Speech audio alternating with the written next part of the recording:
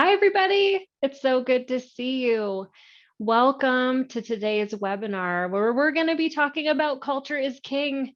I love scrolling through all the people who are here. Hello to all of our friends and our alumni and all the new folks who've joined us today. We're excited to have you here to talk about culture is king.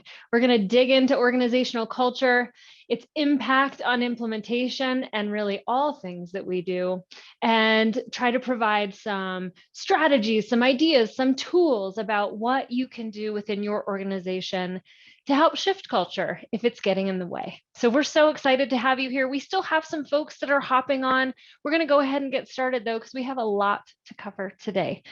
Again, just as a reminder, we're going to be sending you the recording and the tool and the slides. And so don't stress if you want to have copies of everything, we will get it to you this week so that you can take another look, share it with a friend, whatever you'd like to do. So first, let's start by, who are you? Tell us about you. Where are you from? What do you do? Let's say hello to everybody. If you don't mind, in the chat, just put in a note and say hello. Tell us where you're from and what kind of work you do. We have a lot of friends and alumni here, so that's good to see. But we'd also love to hear where everybody's from and where you're signing in from today. So be sure to share your thoughts in the chat. We're going to be asking lots of questions and even taking some polls. So please be close to your computer so that we can do some of those things. We're also going to be asking you for your thoughts in the chat. So make sure that you do that. I have ACJI staff on the line ready to help. So if you can't get to the chat, or if I see some hands raised, if you have any questions, they're going to reach out to you to see if they can help you if you're having any sort of technical issues. Okay, so we'd love to see. I'm not seeing anything pop up in chat, so I'd imagine that that's what's all the hands are raising for, to say I'm putting stuff in chat and it's not coming through. So Allison's on it, I'm sure. Let me tell you a little bit about my team as we get that technical snag going. So this is my team. We're with the Alliance for Community and Justice Innovation.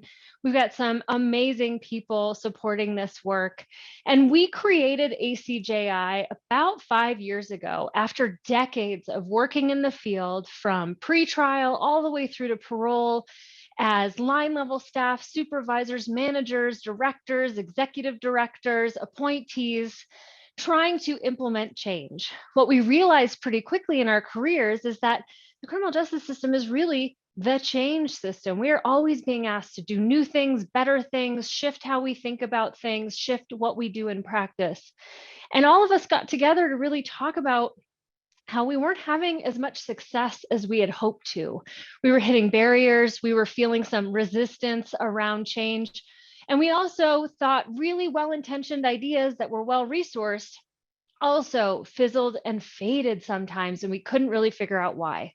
And so we got together and started digging into the literature, and we stumbled across the science of implementation, which is this whole body of literature around how to implement things. So they care less about the what it is that you're trying to do, and more about how you're doing it. And it was like a light bulb went off.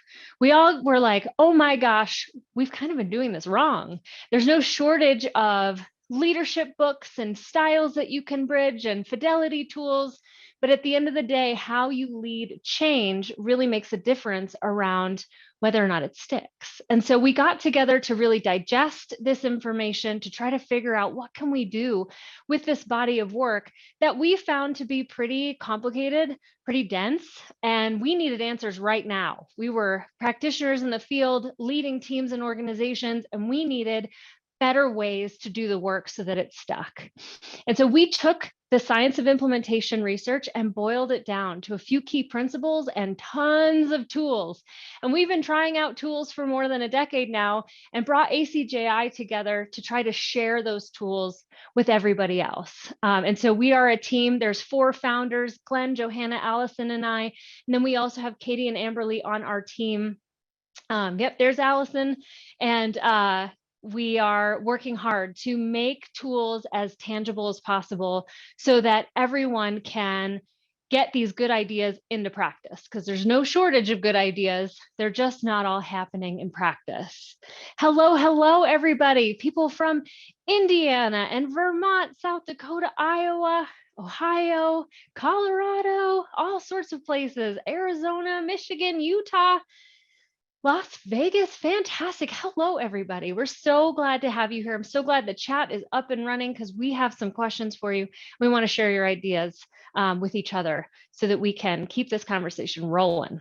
All right. So at ACJI, the founding premise of all of our work, it took us a decade or so to get here, was to realize that organizations and systems are perfectly designed to get the outcomes that they get. And if you're a friend of ACJI or an alumni of ACJI, you've probably heard this before, but it is where we start with all of our work. Because when you look around in your organization or even your personal life and you see things that aren't working well, you're not getting the outcomes you want, you have policies and procedures that dictate X should be happening, but really Y is happening. When you start digging below the surface, you start to see really clearly what's getting in the way. There tends to be misalignments, barriers, attitudes, beliefs, habits, rules, all sorts of things that get in the way of the outcomes that we really want, especially when we're doing things that, for all good reasons, and even the science suggests that if you do it and do it well, it should work and you should get better outcomes. If you're doing it well, and you're not getting those outcomes, chances are when you dig below the surface, you're going to find some issues going on that are getting in the way of being successful in implementing your different change efforts. So we always start here, because oftentimes we put things into practice and then we walk away hoping that they'll just keep working and functioning as they move forward. And the reality is there's a lot of work that goes into changing practices and making them stick in a sustainable way that is high quality. So we're going to talk about all of that today. Please don't hesitate to put your questions in the chat. As they come up, we will try and address as many as we can. Also, any sort of thoughts that you have along the way, please share them. So, culture eats strategy for breakfast. We are not the only ones who have suggested that if we're not getting the outcomes we want, it's because our systems are perfectly designed to actually get what we're getting, and we need to change that. However, organizational culture can really get in the way. So Peter Drucker has been known to say this for many decades, and we would argue that culture eats strategy for breakfast, lunch, dinner, and still wants dessert. Culture is always going to get in the way if we're not careful and being really intentional about it. And so I wanted to start by giving you some examples of things that have happened in my career that have highlighted the importance of addressing culture in order to truly make some change. So many years ago, I was appointed to the Colorado Board of Parole, and part of those discussions were really around my desire to connect stakeholders and be more than just a decision-making body, but really get involved in how people are doing on parole, bring the stakeholders together from a staffing perspective, really engage treatment, and see if we could create some sort of continuum of care that was cohesive and included the parole board at the center of it, which in our world, the parole board was not at the center of it at the time. And when I joined the parole board, I was very excited about this opportunity to do this work and to really engage stakeholders. And I quickly learned that the way things had always been done and the way people conceive their role as parole board members, at least on this particular board, was not to get involved and roll up their sleeves and see what's going on and engage stakeholders and bring more people to the table. Rather, they really saw their role as purely a decision maker. At one point in time, we have an opportunity to make a decision, and that's what we're going to do. And so that was the organizational culture, the mindsets, the habits, the rules, the way we went about our work was all centered around this one decision point. And so for me, it was a real realization that in order to do something different than that, a whole lot of things had to change. And there was a whole organizational culture set up to prevent that from really happening. So we didn't get very far, as you can probably imagine. But many of you have probably experienced organizational culture and how it gets in the way in lots of different ways in your career. So I can think about initiatives where Maybe you wanted to provide more resources to people or incentivize behavior or even provide housing. And if your work has been anything like mine, you probably heard, we need more money to do that. We need money to do that. And then you get money to do that. And people say, well, no one's paying my rent. No one's incentivizing me for my job. I'm not going to provide this extra funds to folks. That's a great example of the organizational culture, which functions a little bit like a basket. Everything sits in the basket. It is the context within which we work and we can function. And there are limitations on that context where if we're asking people to do things outside of that, it can get really complicated and murky and can actually fizzle and fade or stop altogether if we're not really intentional and careful about how we go about addressing organizational culture. So when we think about all of this together, that systems are perfectly designed to get the outcomes that they get, and that culture particularly is going to eat up even the best strategies and the most resourced initiatives. What we see is that most of what we focus on in our careers and in our organization are the symptoms, the things that we can see that feel really tangible, the day-to-day practices that are happening, and our ultimate outcomes. But below that is a whole lot of stuff that's happening that's impacting what people are doing in their day-to-day and the outcomes that we're getting as an organization. So right below the surface, we see our habits, how we run our businesses, how our organizations function, the rules, the policies, all those things direct people in different ways and can shape what they think is possible, what they're willing to do and not to do. And so those core business habits can really impact what people are doing in their day-to-day and ultimately the outcomes that we're getting. Below that is the implementation piece, how we're doing stuff. It's less about what we're doing and more about how we're putting things into place. For instance, a lot of times we say, this over here is very important. And that is what we express in meetings or in strategic planning events or how we talk to folks. Yet how we're acting and behaving or what we're prioritizing and incentivizing in our day-to-day might be a mismatch. So this is an example of how implementation can get in the way if what we're saying and what we're doing aren't aligned. There's also this piece below that about high functioning teams, high performing teams, which is that we're all working together and we're really valuing people who have different opinions than we do, different perspectives.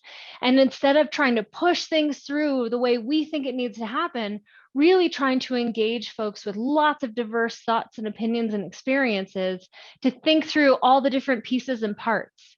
A lot of times the work that we're doing, especially in our industry, as we change things, we think of it like a Rubik's Cube, that as you fix one side of the Rubik's Cube, you've messed up everything else. And so you really need stakeholders at the table and opportunities to engage and figure out, if I change this, how's that going to impact you? And what might get in the way over here in order for things to really stick, as opposed to just a little increase in what we're doing, we feel successful, and then it completely drops off. Change leadership is also there. So a lot of things kind of start from the top. And if our leadership is constantly changing or not aligned around the message, or just using some of our tried and true change management practices, those things can get in the way of really leading change in our organizations. And below all of that, like the container I was talking about, we have organizational culture. That if our cultures aren't set up to be open to change, willing to at least try and experiment things, that all of this effort and energy that we've put into trying to do something different is going to get eaten up by, but this is the way we always do things. And this is how we think about our roles and our jobs. So what we're seeing here, what we're trying to show here is that we tend to focus on trying to change the symptoms, the practices and the outcomes that we're getting in our organization, when ultimately there's all sorts of stuff below the surface that has to be thought about, made explicit. So we need to take the implicit, the things that we know are going on, but we can't quite put our finger on it, and bring it to the light and make it explicit in order to be able to really think through, how is my leadership style helping or hindering this effort? How is our organizational culture helping or hindering this effort? Do we have all the right people at the table, et cetera, et cetera? So when we think about culture, there's a million different definitions. You could spend days on the internet Googling what is organizational culture and what does it mean. We, again, try to make things really simple. So we thought of it like a math equation where what we have is the input. So the people and the habits and the rules that make up your organization, combined with what they think, what they believe, what they value, and the assumptions that they make. You combine those things together to the power of what we talk about and how we interact with one another. And that's the stuff that can either help or get in the way of our efforts as we're working to change culture. And so our real main focus here at ACJI is to make things as clear and tangible as possible, and then figure out, so what do you do? If you're thinking about this equation going, I wonder if some of our habits are getting in the way, or I wonder if some of our beliefs about our role in the system might be getting in the way of this particular change, then you can put all of the tools we're about to give you today into place to try to break that down and figure out what you can do differently to try to shift your organizational culture. One thing to keep in mind, though, especially if you're a leader in your organization, is that change takes time. This isn't a checkbox and a checklist where you can just mark some things off and say, hooray, we changed culture and move on. This is really something that takes a lot of time, effort, energy, and intentionality around what kinds of shifts you want to make and how you're going to do those in practice. So let's dig into some of the background pieces behind this process. Sorry about that. First, I want to ask you a poll. Tell me a little bit about your organization. So you're going to see a poll pop up on your screen. It is anonymous, so no one will know your answer, but I will share the results from the perspective of percentages. So my organization as a whole is, so which one best fits the way your organization runs? Mostly collaborative and expects engagement, mostly governed by the rules and expects that we follow policy and procedure, mostly fast, productive, and expects achievement, mostly innovative, experimental, and expects constant flow of new ideas. The results are coming in. Thank you so much for participating in the poll. We've got some folks. This is great. Yep. This fits. All right, a couple more folks still need to get their answers in, so we'll just give it a few more seconds, and then I will share the results with you so you can see.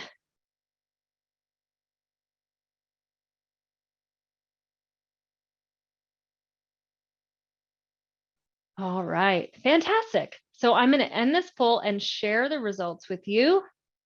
So you should see this box pop up, and what we see is that about 46% are in that mostly governed by the rules, 33% mostly collaborative and expecting engagement, and then 13 and 8% with the other two, fast and productive and innovative experimental. And so this generally fits how many of our criminal justice agencies function as organizations. And where we saw about 50% of the answers mostly governed by rules and expectations that we follow policy and procedure, a lot of our organizations are set up that way. We may also be collaborating and trying to bring people together, but the vast majority of organizations that we've worked in and with tend to be highly governed by policy and procedure, which is totally fine, except that it is a clash with what it takes to really change and make sustainable changes in an organization. So this is an organizational culture clash that exists with how traditional criminal justice entities are set up to function versus what's required to truly make change and have it sustain. So some of these things might sound familiar. Let me know in the chat if this sounds familiar. Sticking to the plan and not taking risks. Just follow policy and procedure and do it the same way every time as much as possible. Creating stability, predictability, order, structure. We want to make sure that whoever steps in is going to do things in a very similar way and know how to follow rules and policies. And creativity and trying new things is generally not what we do. It feels risky, it feels challenging, and so we don't really do that stuff. We just kind of double down on what we've done and hope for better outcomes. Is this sounding familiar? Sounds like my career. When we think about what it takes to really change, an organizational culture that would really support change would embrace thinking outside of the box, innovating, experimenting, doing some trial and error. Status quo would be a no-no, as opposed to in our typical organizational cultures, status quo is a good thing because we want to make sure everyone gets the same response and that we're consistent and we're predictable. But in a change culture, we have to experiment and we want to keep evolving and trying new things, and creativity and that trying of new things is very important. It's very important to the way that things function. And so, Rhonda, I'm so glad that you can hear. That's fantastic. So just as an outset, a lot of the ways that we set up our organizations in this field, especially in the correctional space, is actually in opposition to what it takes to truly make change. So just here, we are kind of climbing an uphill battle in many ways to try to overcome some of the things that we've always done this way, some of the things that help keep us safe and out of the news, perhaps, with the need and the push to make changes and get better outcomes. So I'm curious, throw this in the chat. When you think about organizational culture, what do you notice as getting in the way of change? So share with us in the chat, what have you noticed that gets in the way? Lisa's saying, this sounds about right to me. That we have a way that we do things and it's hard to step outside of that lane. So politics, personalities, people don't want to change. I get that. Fear, thanks for bringing that up. Naysayers, we've always done it this way. My goodness, how many times have we had $1 for every time we heard that, right? We've tried it before and it doesn't work. Burnout. So glad to hear about that. Not that it's a great thing, but we're going to talk about how that can really get in the way. Old school versus new school, oversight agencies, right? It's not just us being in control of our work. We have oversight agencies, legislatures, all sorts of folks who are trying to contribute their 2 cents to what we're doing and what's going on. Fear, toxicity, things that aren't delivered well. So not only how we're doing it, but are we doing it with any quality? And what we tend to do in our organization is if things don't work really fast, we move on to the next, and that can be a real problem. Just another fad, absolutely. Organizational pathology, living in denial or crisis rather than addressing. Yes, we go for the quick solutions instead of thinking about the long game. What's going to get this off my plate right now, as opposed to what could I do that would really make this better and no longer as much of an issue 10 years from now, or even 10 months from now. High caseloads, being busy. Gosh, we're so busy. Red tape. Oh, leadership. Getting in the way, never enough resources or time. I love it. I resonate with all of this.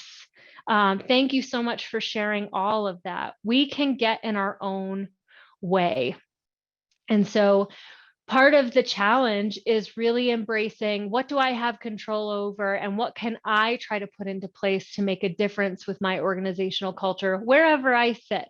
And we're hoping that today can help with that.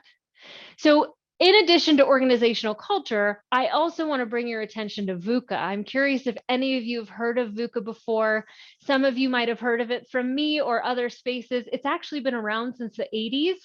VUCA was a term that the military first adopted to describe the changing landscape for military operations. That up until that point, it was pretty much a patterned, predictable way that we engaged in war. You're on that side, we're on this side, and we walk together and something happens.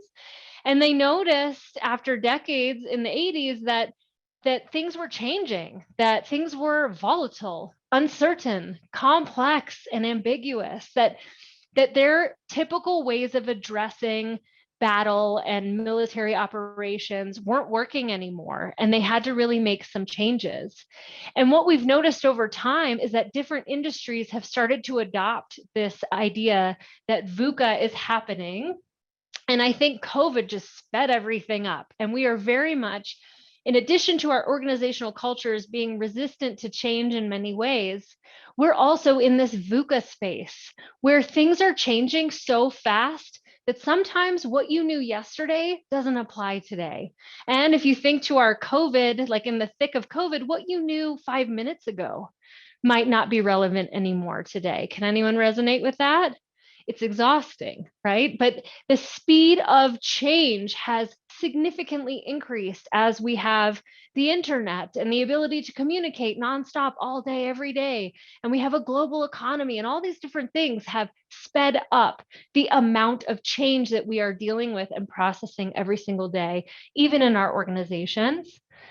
It's uncertain. There is a lack of predictability, where before it was kind of like we go through the same motions. If you've been running programs or been in corrections for a few decades, you might remember a time that felt simpler, that we just did our own thing and no one really bothered us. And when this happened, we responded this way, and it was really, cut and dry to some degree. So that predictability and the patterns that we could use to help us make decisions and feel comfortable in our work has kind of flown out the window. Now everything is unpredictable, lots of stakeholder involvement, people have different opinions about things, there's all sorts of things going on.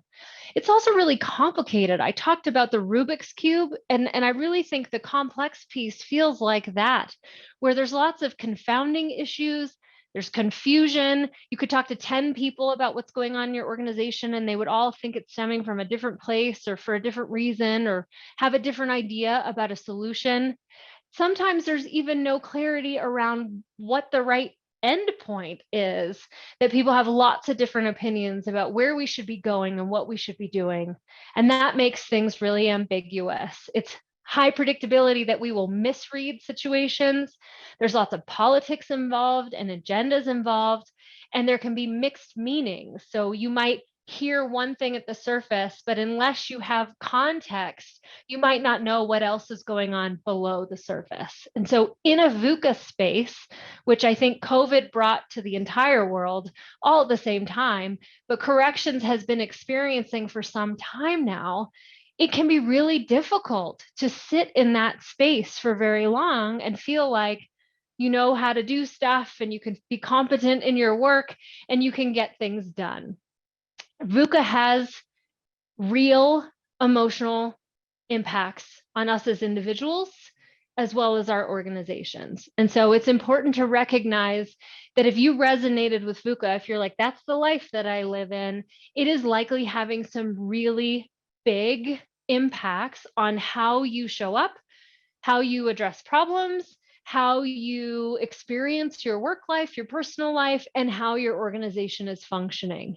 And so it's important to just point out that some of the most common responses to being in a VUCA space for a really long time are being risk averse, which our organizational cultures are already kind of set up to be in that lane, as well as looking for scapegoats. So if you think back to my parole board example where I was like, hooray, let's bring everyone together and do this stuff. And then it was like, no, that's scary. Let's just stick to our decision point. What ends up happening with the stay in your lane focus that we had is that we started pointing fingers. It's not our responsibility to change this, it's theirs.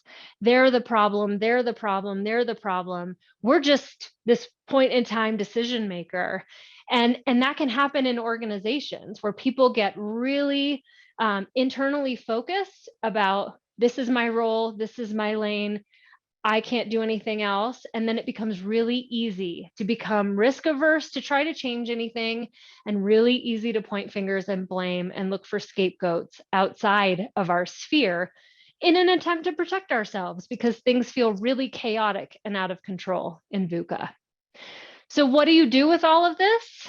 Well, we have to think differently, we have to engage differently, and we have to act differently. And when we're thinking about organizational culture, all of these things apply in just the same way, that we have to try to figure out what's the short-term solution, but also what is the long-term solution? What can we do to really make a difference long-term so that we're not constantly fighting fires and the same fires over and over again?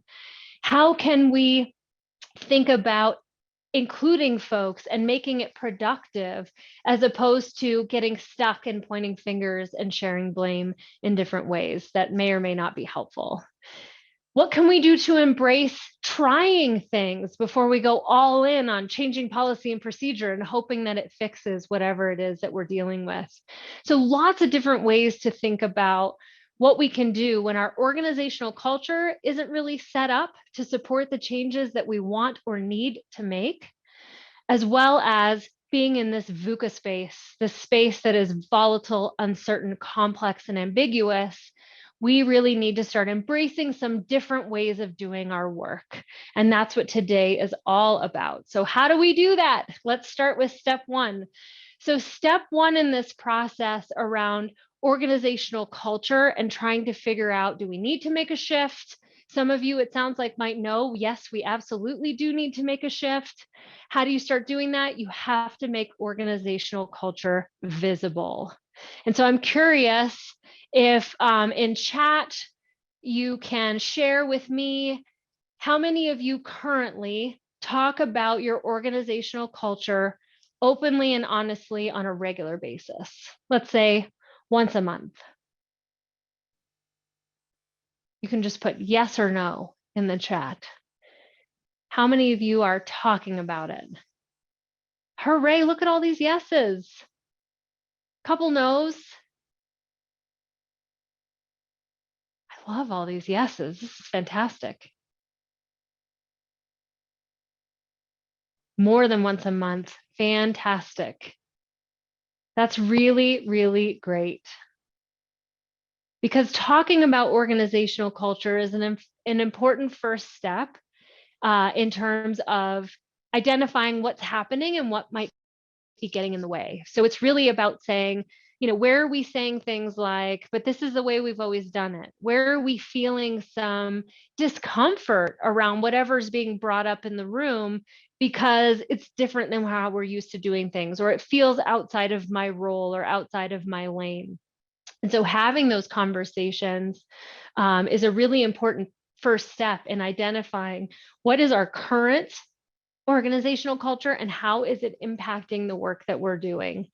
And a lot of times the idea of taking that big elephant and plunking it on the table to try to start chipping away at it can feel really uncomfortable. And so we all maybe know that organizational culture is getting in the way. We've maybe heard rumors that folks are grumbling over here, or we said we were going to do this, but so-and-so is not following through. We might know these things, but actually plunking it on the table and saying, why not? What's happening? What was the meeting after the meeting? And how can we bring that to the forefront where everyone is so that we can all address it? That can feel really uncomfortable.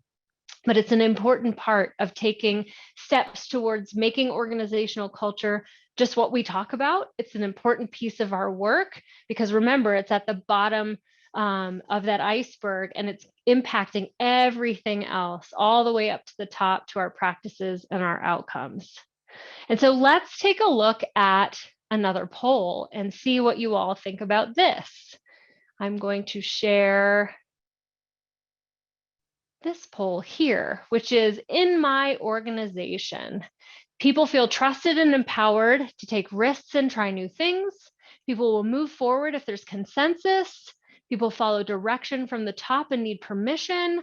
People make changes if there's an immediate gain, mostly for themselves, but also for the organization. So which fits best with your organization? I realize that it can be a mix and it can depend on where you sit, but what feels like it resonates the most for your organization?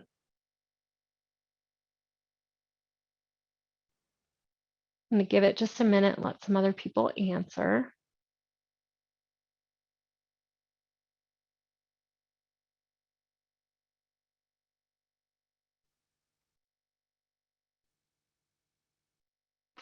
I think this fits really well with what we saw in the other poll. All right, let me show you what we have here. All right, hopefully you can see that on your screen. What we see is that about 44% say that people generally follow direction from the top, and in order to make changes, you need permission, usually layers of permission. That fits and is very aligned with organizations that are driven by policy and procedure, which also fits very much with many criminal justice organizations and correctional organizations specifically. And so the second 32% was people will move forward if there's consensus. And consensus is a great thing. We hear a lot of people talking about how they want more collaborative cultures. They want to bring more people to the table.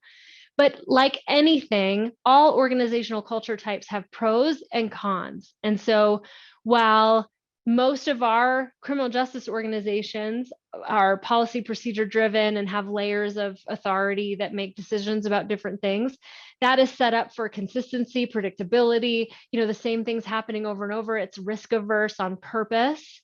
The consensus piece is more collaborative and bringing people to the table.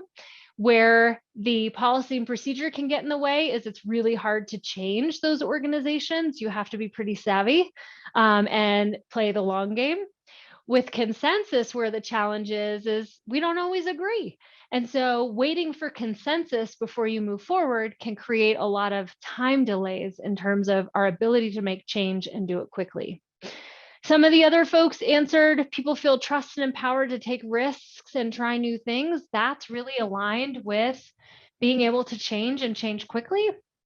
And then people making changes if there's immediate gains. So what can we do in the moment to get some benefit out of stuff? That is often how we perceive problems as they come our way. What can I do right now to fix this?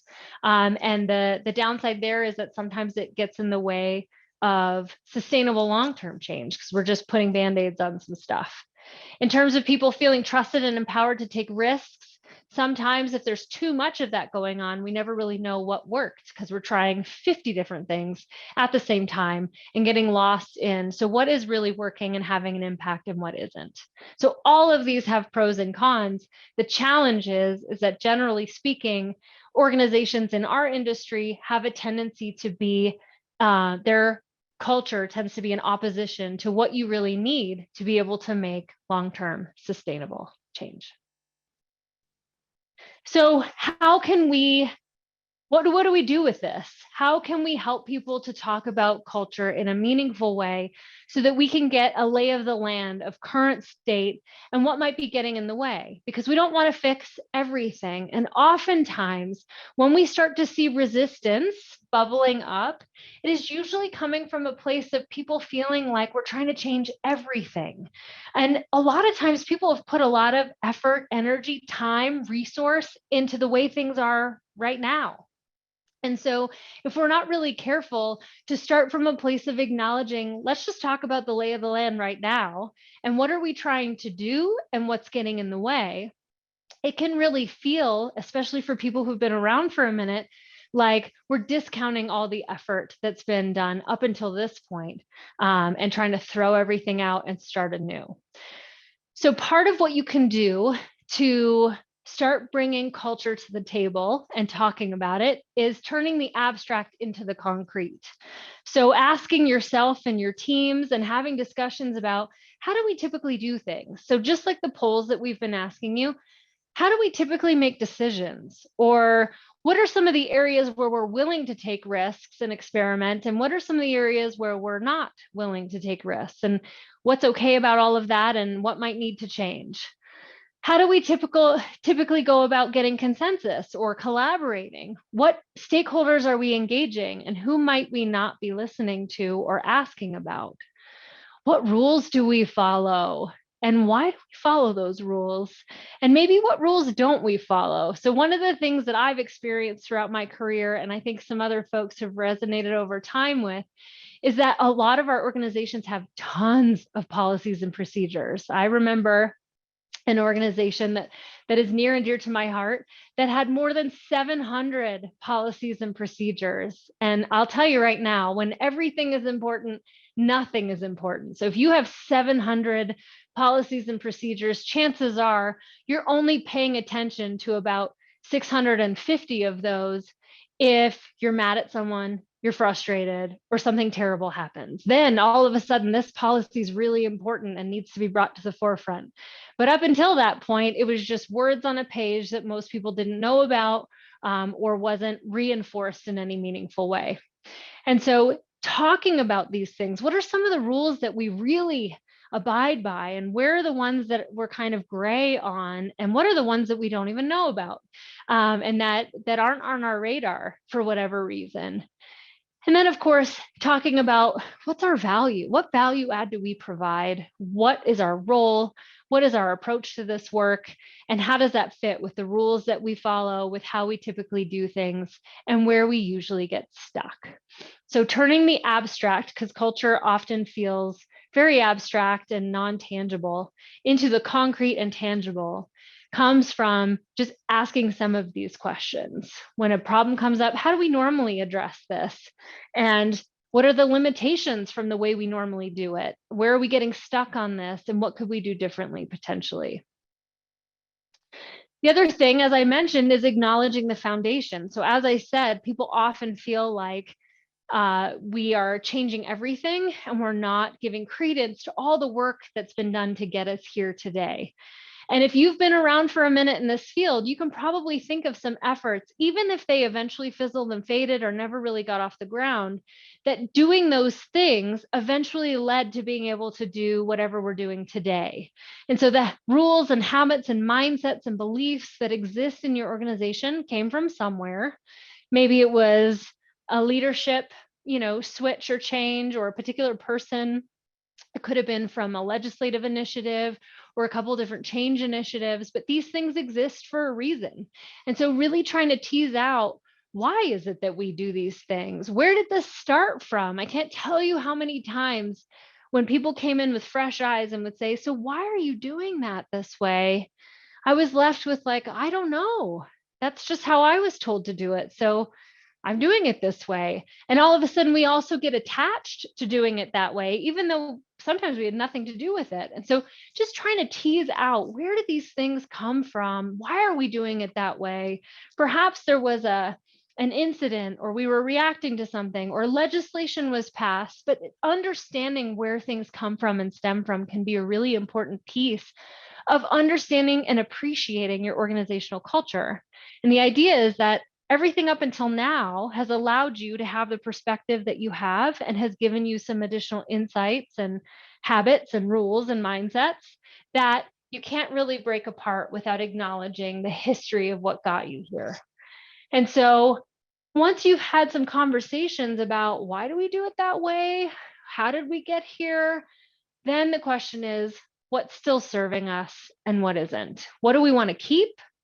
And what do we maybe want to shift? And I can tell you, in almost every organizational culture, there are things that are worth keeping. And so it's not about throwing everything out. It's about thinking about the things that are consistently getting in the way, or more often than not getting in the way, or some wicked challenges that you might have around your organizational culture, and really focusing with intention on those things and how you can shift them. So perhaps it's our decision-making structure gets in the way of people on the ground being able to make real-time decisions that are meaningful for our clients. Okay, so let's look at our decision-making structure. It might be, how we go about funding, or the fact that we say yes to every grant opportunity that comes our way really leads to us being misaligned in terms of our purpose and our direction and where we're headed. So maybe we could be more intentional about what funding streams we're going after and what we're pursuing in terms of new initiatives. All these types of things, we tend to have some habits and patterns in how we do stuff. And so thinking about it, not just for yourself, but on your team, and then understanding the origin and how that came to be, what pieces still serve you, and what you might be able to shift can be an important piece of this work. And I'm here to tell you that today's problems are almost always the solutions of yesterday and before. And so most of the time we got here for a reason, and we need to kind of think through what led us here in order to be able to untangle what we want to keep and what we want to shift. Step 2. So step 1 is, what's going on right now? How can we identify current state? How can we make the invisible visible? Or if you're not talking about organizational culture, often and always, just plunking it on the table and trying to think concretely about how it might be getting in the way and how we normally do stuff. The second piece is about engaging in a listening campaign. It's really important to talk to people about their perceptions of organizational culture, how they're experiencing things, staff at different levels, the people that you serve, the stakeholders that are working alongside of you. They all have experiences and perceptions of different things. And one of the things that was tough for me to learn in my career was that I evaluate myself by my intentions. And I know what my intentions are, and most of the time they're good intentions. And so I evaluate myself based on my own intentions and what I do. But everybody else is evaluating me based on my behaviors. And our behaviors and our intentions don't always match. And so it's important to remember that we might have the best of intentions. We may have put out a memo or changed a policy or offered a service or something because we had really good intentions. It may not have been perceived that way by other folks, and that can create challenges in how we dialogue and interact. If you think back to the organizational culture definition equation, how we dialogue and interact has a lot to do with the assumptions that we make and the beliefs that we have. And so if we're perceiving something in a different way than you intend, there's a mismatch there, and that can create some organizational culture challenges. What the data would tell you is that 2/3 of organizations that have been successful in making organizational culture shifts over time that are sustainable started from a place of understanding their current state and listening to their staff and their stakeholders and the people that they serve about what they're experiencing. Not trying to say, but that's not what I meant, or that was not the intention, or that's not the rule, but just truly listening to see how other people are experiencing these things and what kind of impact it's having on their day-to-day work. So what can we do to understand that? It's important to ask questions. And this doesn't have to be a formal survey. And in fact, most research would tell you that staff engagement surveys aren't that helpful, and that they don't actually lead to organizational culture shifts in a meaningful way. What you can ask is in meetings and discussions, and if you're going to do a survey, try to keep them like pulse surveys, which is quick little bite-sized pieces of information that can help you. Some key things, though, about asking questions of your staff is don't ask questions that you're not going to address, or at least reflect on and feedback to people. So it's really frustrating from an organizational culture perspective if leadership comes in and say, tell me all the things that are going on and tell me all the things that how you're experiencing your work. And then it's not brought back to people to say, here's what I heard, here's what's rising to the top in my mind. Is this matching what's rising to the top in your mind? So it's more than just asking. It's also about being able to at least reflect on it and say, here's what I heard, or doing something about it, which is even better. The good news is, though, especially if you're a leader in this room here today, is that what you ask about send a very clear message about what's important to you and what you care about. And that really sets your cultural path in your organization. So what you're focused on, what you're paying attention to, what you're asking for feedback on, what you want to know about, all of that feeds into your organizational culture and what people think is most important to you, what you care about, and what they need to be focused on. And so just by asking very specific questions, you can help people to better understand the general direction that you want the organization to go in and what you're trying to do. So pick your questions wisely. When we think about how to create a listening ecosystem, so if you want to go beyond just asking about culture specifically and really try to create some feedback loops in your organization that keep feedback coming, creating an ecosystem of knowing what's going on in real time, in real practice in your organization, we want to listen deeply, right? Again, you're not commenting or trying to rebuff or trying to answer questions, but really just trying to listen to how people are experiencing things, either from you or organizationally or from stakeholders, so you can get a lay of the land and try to make that invisible stuff visible. But also observing behaviors. So really trying to look at the habits. What do we talk about at meetings? Even what's popping up on social media about your organization, what's going on, what are we talking about, what are we focused on, how are people interacting, because that is leading to the organizational culture.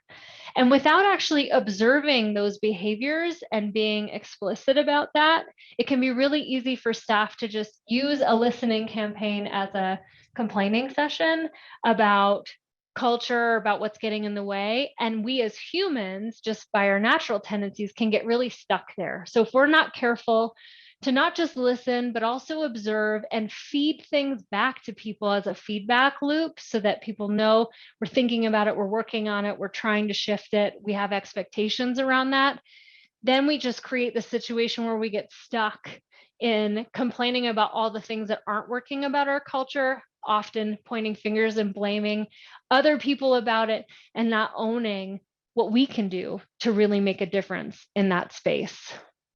Then I mentioned pulse surveys. So these are just really short, often one-liner questions that can give you a sense of where people are at. These could be questions of, do I have everything I need to do my job well?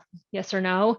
It could be, do I feel that my skills are being fully utilized? Right? It would be interesting to know how your staff feel about that. Do I feel that I have the flexibility or the autonomy or am empowered to make the decisions that I need to make in my day-to-day work? So just simple questions like that can really keep your finger on the pulse of how people are feeling.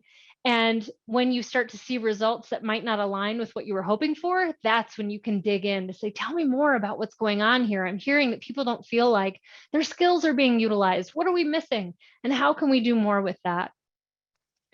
There's one organization, a pretty famous one, where they asked a very simple question, which was, is your manager or supervisor a simplifier or a complexifier? And they had to pick one or the other. And I don't know if you're a supervisor or a manager, if your stomach just went, ooh, I wonder how my staff would answer that. But those simple types of questions can really help guide how we're targeting our efforts and energy, what we're doing with the information. And if what we value is simplifying things, which for this organization was true, then if we're getting answers that most of our supervisors are complexifiers, we have to do something about that. So again, though, don't ask questions that you don't want the answer to, or don't want to at least acknowledge that you heard people about, because that just creates more frustration. So when we think about all of this, we want to really think through what is the vision that you have, and hopefully collectively in your organization, for the future as it pertains to your organizational culture. So in order to kind of figure out what you need to shift, what you should keep, what you should throw away, you have to have a general sense of where you're headed. And what we do in our field a lot of times, because we tend to be really tangible, technical thinkers, is we're like, I want to have full fidelity to this evidence-based practice by December of next year. And that's where I want to be. And that is very clearly a destination. We have a very clear, like, if we don't reach this particular thing by this particular time, then it's all for naught. We can get really stuck in those kinds of mindsets. When it comes to organizational culture in particular, but really any change effort, it is important to try to focus on having a direction as opposed to a destination. So how can you embrace being flexible and adaptable and saying, I don't really know what it's going to look like, but I know we want to go in this general direction. And that can be really helpful for people so that people know what your expectations are, where generally they're trying to head, and they can perhaps bring up some of the things that might be bubbling inside of them around their own discomfort or how it might get in the way for their work, so that it can be a long-term conversation as opposed to, we need to be here by this time and this date, and it needs to look exactly like this, because that's not generally what change looks like in most organizations. So when we're trying to think through what is our ideal state, what do we want our culture to look like, this is just some ideas for you. Again, we're going to send you all of this information so you don't have to write it down. But you might already know what your general vision is, what the general direction is that you would like to see your organizational culture take. Perhaps you want to be more inclusive or more agile, or more quality focused, or more innovative, whatever it might be. There's some ideas on this screen about, if I want to be more inclusive, we need leaders who are sincere and cooperative, and we need staff who are diverse and relationship focused. And then that gives you a whole body of work for the next decade or more around how to align the people, data, culture, leadership, and feedback practices within your organization towards being more inclusive. What we hear a lot of times in our work is people want to be more collaborative, which means that you need leaders who are facilitative and transparent. You want employees who are open-minded and team-oriented. And so the questions become, how are we hiring and selecting people for these roles? How are we training and developing them over time? What are we doing to create development pathways? How are we incentivizing people who are displaying these types of behaviors and traits? And so this can become a whole body of work in and of itself as you think about what is more ideal than what we have today. What is our general direction? What do we want more of? And it's important to be really intentional, because it becomes everything that you do to model, incentivize, provide feedback on, promote, and develop within your organization. And it's part of making that invisible culture very visible, to say, this is the direction we're headed in. This is what it looks like in practice. And that's an important part. You can't stop at just identifying ideal state. You also have to be really clear about, what does that look like? Because ideal state can mean a lot of things to a lot of people. What does it mean to be open-minded? What does it mean to be transparent? What does it mean to have, for some of the folks on here, to have respect, to have empathy, to have integrity? All of these things mean very different things to very different people. And so it's important to define, what does that actually look like in practice? And if we think about all the agencies who are saying, we want to be more collaborative, well, what does that mean? Does that mean just bringing more people to the table? Does it mean making sure that whatever decisions we make help everyone around the table be better, stronger, faster, more efficient? Is it all for one for all? And so there's lots of different ways that you can define the behaviors that are attached to what you want to see in practice. So the idea here is that you have to listen to how everyone's experiencing things, because we make assumptions based on how we intend to show up and how we intend for things to go, not necessarily how other people experience it in practice. Then how do we get clear about, what do we want to keep, throw away? What's our kind of general vision for the future and where we're headed? And then really getting clear about, what does that mean in practice, so that we can be intentional about making those shifts. And I would argue, this is a conversation for another day, but we have a tendency to create these really long lists. They might actually look a little bit like this, around all the things that we want to do. And again, if everything's important, nothing's important. So I would argue that once you have a clear idea of what would be most impactful, make it really simple. 2 or 3 things that you want to start with, and you can grow from there, because trying to revamp a whole organization's culture is a heavy lift and it takes a long time. But this is really about making sure that we don't just have things plastered on the wall. We're about this, we're about that, we're about this, but that we're actually doing it in practice. And so, for instance, we might have something on the wall that says, we're all about radical candor here, yet leadership doesn't ask for feedback. Or when you do give feedback, people get really defensive. When there's a disconnect like that, it creates organizational conflict and impacts the culture in a negative way. So defining your desired behaviors and then really holding people to those things in a meaningful, collaborative way can be a helpful place to start. Brene Brown, who we love, I wanted to share this with you because generally speaking, most organizations stop short. They plaster stuff on the wall. They say these things are important, but they don't get down to what does it actually mean in practice, which means it all fizzles and fades, and it ultimately doesn't mean a whole lot in practice. And so don't stop at identifying what your vision is and what ideal state would be. Take it that step further around what does that actually look like in practice, and how can we incentivize this, model it, promote it, provide feedback around it, et cetera, et cetera. All right, step 3, now it's about alignment. Everything about this work is about aligning, which just means we understand where we're at. We know where we want to go. And now there's all this stuff that happens day to day that either supports where we were or are, or supports where we want to go. And how can we let go of some of the things that don't support where we want to go? That's really what aligning means.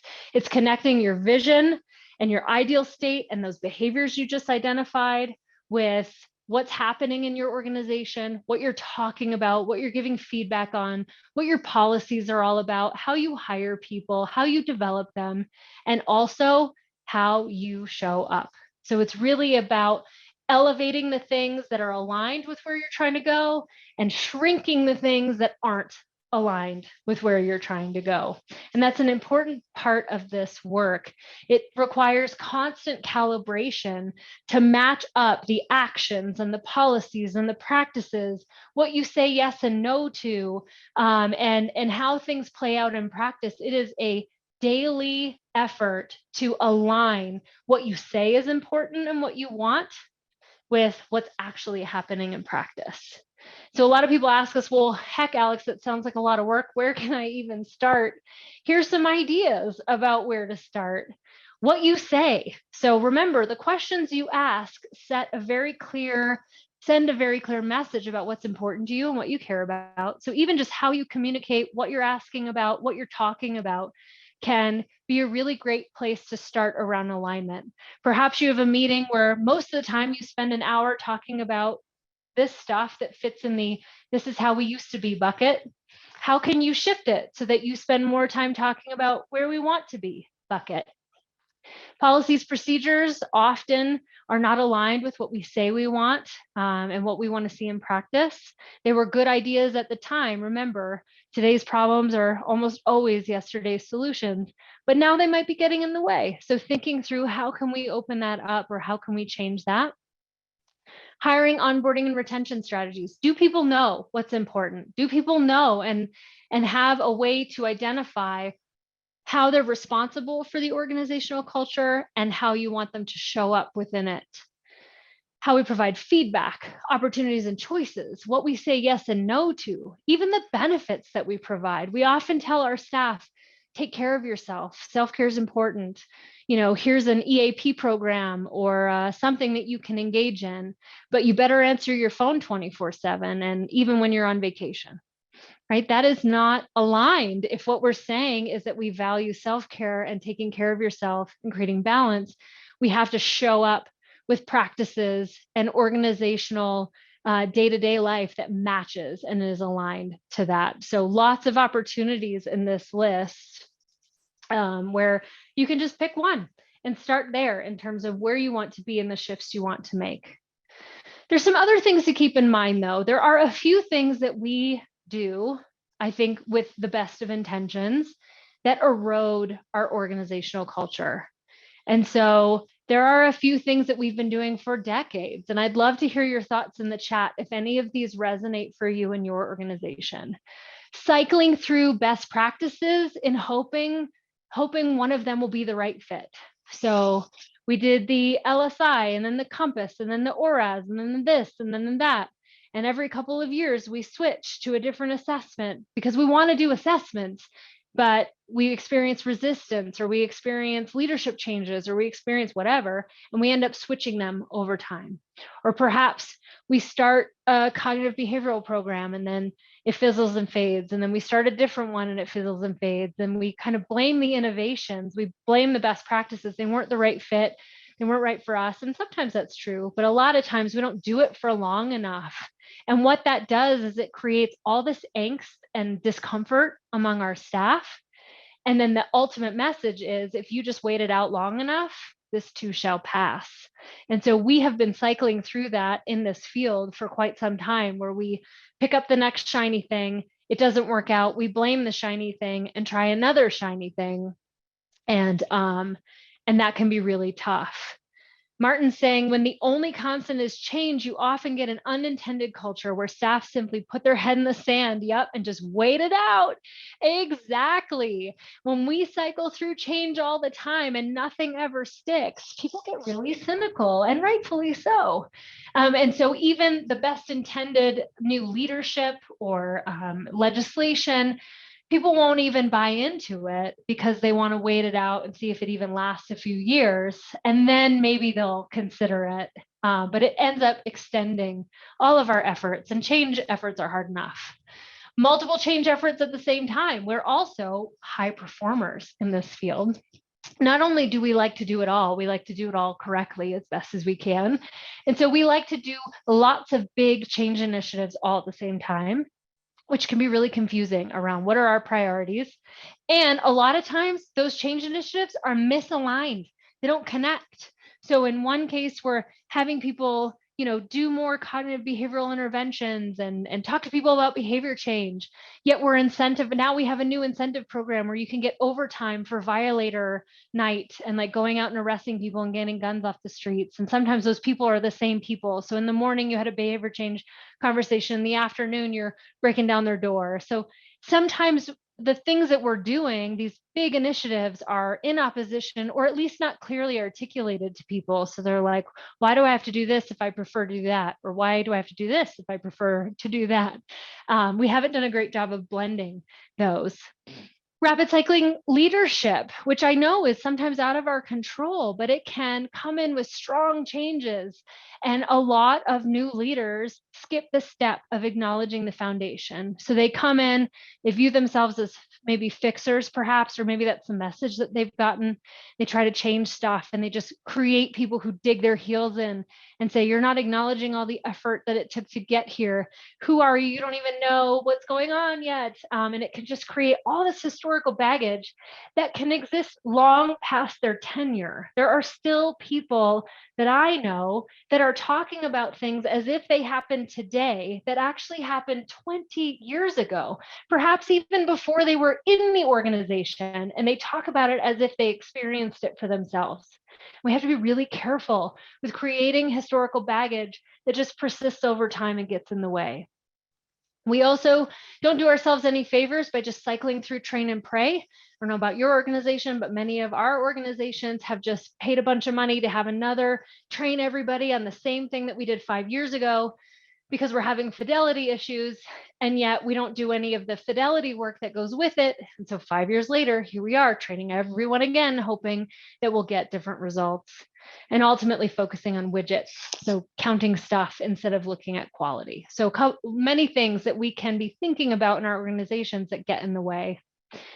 So let's talk about the tool, because today we want to provide you with a tool that can help you get started in your organization or continue the conversation about organizational culture. It is a dialogue tool. So it's not meant for you to do on your own. It's meant for you to throw on the table and say, let's talk about culture, and to really explain the culture equation. So when I'm talking about culture, what do I mean? I mean the people, the habits, the rules, the beliefs, the attitudes, the values, and how we engage and interact with one another and what we talk about.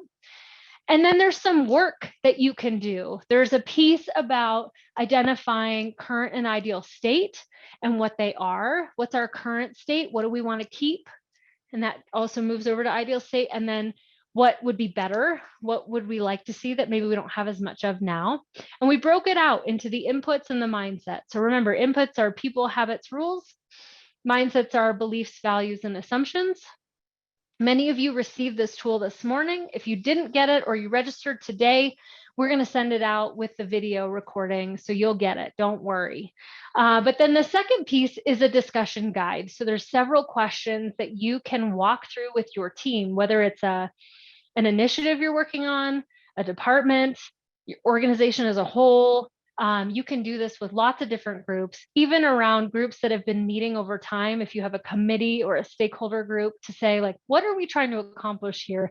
What is the culture that we've created on this group? And how might it be helping us and hindering the work that we're trying to do? So it can be used in all sorts of different ways.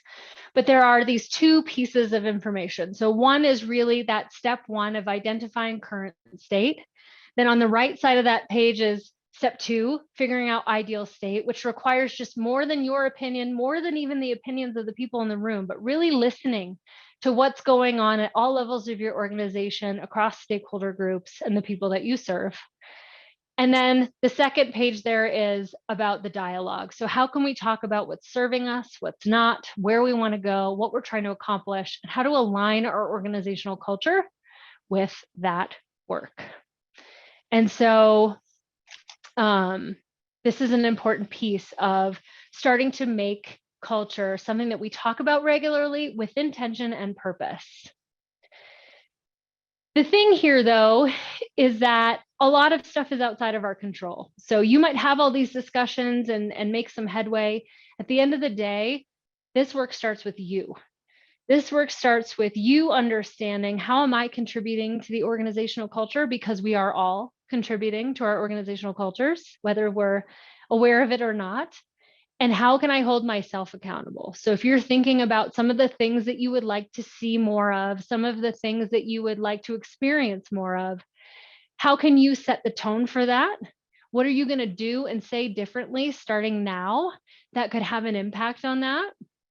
And how would you know if it's working? What might you see differently if people started to catch on that you were doing things a bit differently and you were trying to shift the organizational culture?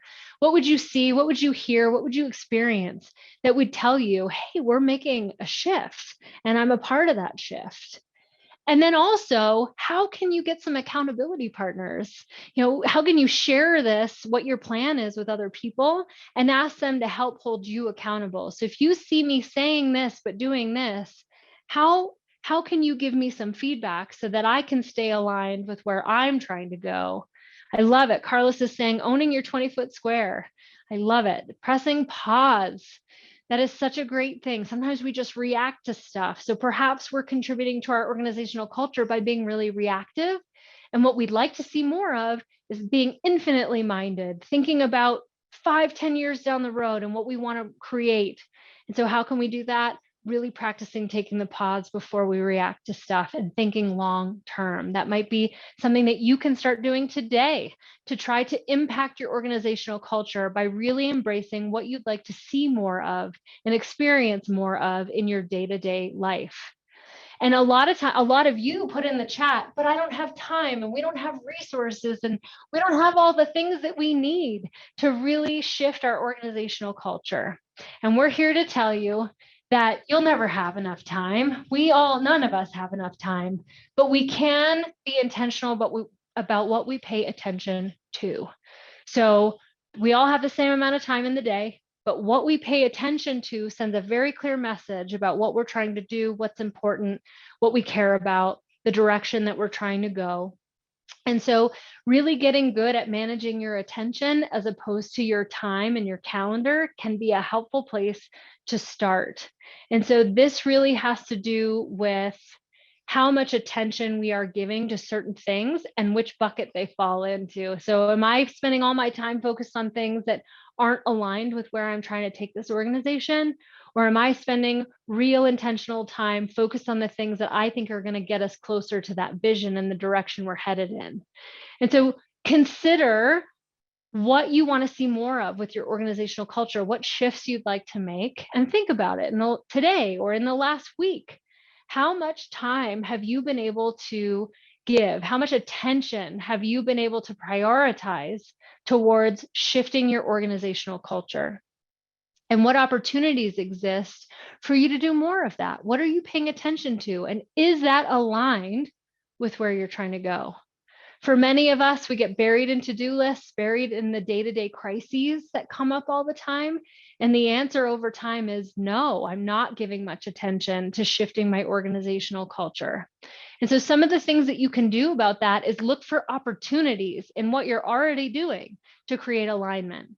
Be intentional about what you spend your time on and tell people about it. Tell people, this isn't a priority right now because I need to spend some of my attention and focus on shifting our organizational culture in this direction to support our long-term initiatives. So talk about it, be open about it, but be intentional about creating space in your calendar. Even if it's 10 minutes a day, you'd be surprised how much you can accomplish in 10 minutes a day, to be focused and intentional about shifting organizational culture.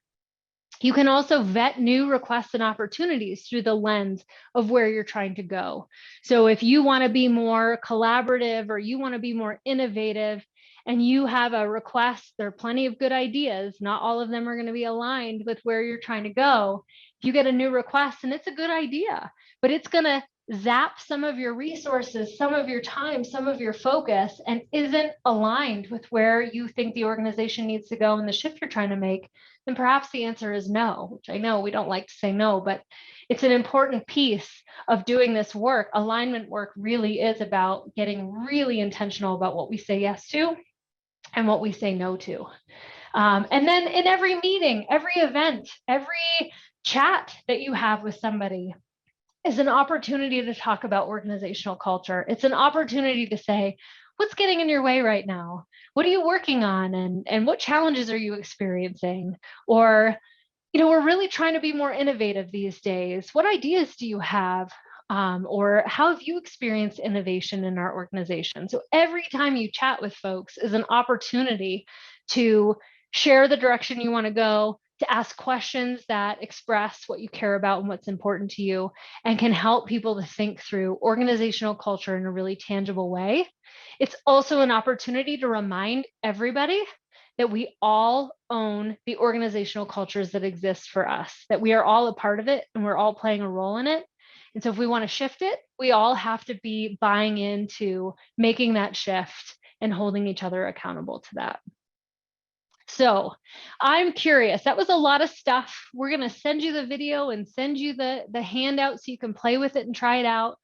But what came up for you today in this webinar, and what might you take back with you and try out in your organization? I'd love to hear it in the chat. If there's anything that you're like, okay, this is the shift that I want to make, or this is a way I'd like to make the invisible more visible, or there's some folks that I haven't been talking to or have never asked for feedback from. Who can you reach out to and what can you do? Share your thoughts in the chat. I'd love to hear if any of this resonates for you and if you're going to try something, because that's what this is all about. Organizational culture, for those of you, our friends and alumni are familiar with this, but there's adaptive issues that happen in our organization. They're tough to describe. They're usually about people, and they have to do with mindsets and attitudes and things. Organizational culture is very much an adaptive challenge. It means that we can't just, with an act of authority, say, today we are shifting our culture, the end, done. But actually we need buy-in and conversation and dialogue and effort and energy from all the people in our organizations to make it really stick. I love it. Seeing some stuff coming in here. Game-changing question for me is, are you a simplifier or are you making things more complex? I love it. It'd be really great to ask that question of your staff and see what they say. Or if you have several supervisors, have everyone ask it. Focusing on a direction and not a destination. Yes, paying attention to your attention. That is all we really have control over, is how we manage our attention. I love it. Implementing the one-line surveys, pulse surveys can be so powerful. That's fantastic. The dialogue tool, let us know how it goes, Jessica. We'd love to see what comes out of it and what your team comes up with. 2 ears and 1 mouth. I love it. Great. Hi, Tyler. It's good to see you.